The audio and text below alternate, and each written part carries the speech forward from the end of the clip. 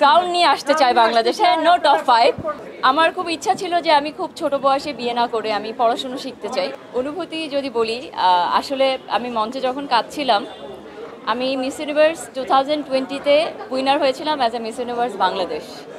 তো তখন বয়সের একটা লিমিটেশন ছিল, যেটা আমি আনফর্চুনেটলি জানতাম না। তো সেটার জন্য ট্রাভেল রেস্ট্রিকশান, অনেক কারণে আমি যেতে পারিনি আমার দেশকে রিপ্রেজেন্ট করতে। তো যখন যেতে পারিনি, আমার স্বপ্নটা আমি অলমোস্ট গিভ আপ করে ফেলেছিলাম যে আমি মনে হয় কখনো বাংলাদেশকে রিপ্রেজেন্ট করতে যেতে পারবো না। আর বাংলাদেশ তো আসলে মায়ের মতো, আমার দেশ। তো তারপরে যখন মিস ইউনিভার্স থেকে হঠাৎ করে বলল যে মিস ইউনিভার্সে এখন আর কোনো বয়সের লিমিটেশন নাই, কোনো লিমিটেশন নাই, তখন আমার কাছে মনে হলো যে না, স্বপ্নটা তার মানে এখনও আমার আছে, আমি আই ক্যান গো।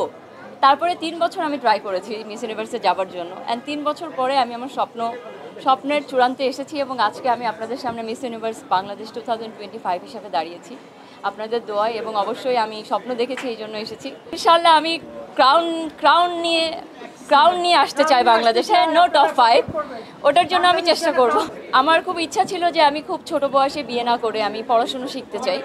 তো সেটাতে আসলে আমার অন্যান্য ফ্যামিলি মেম্বারের থেকে আমার মা আমাকে সব থেকে বেশি সাপোর্ট করেছিল যে তুমি মেয়ে, তাতে কি হয়েছে, তুমি যাও, তোমার স্বপ্নকে ফলো করো, তোমার ভয়েসকে ইউজ করো, তুমি যেটা করতে চাও, তোমার নিজেকে আটকে রেখো না।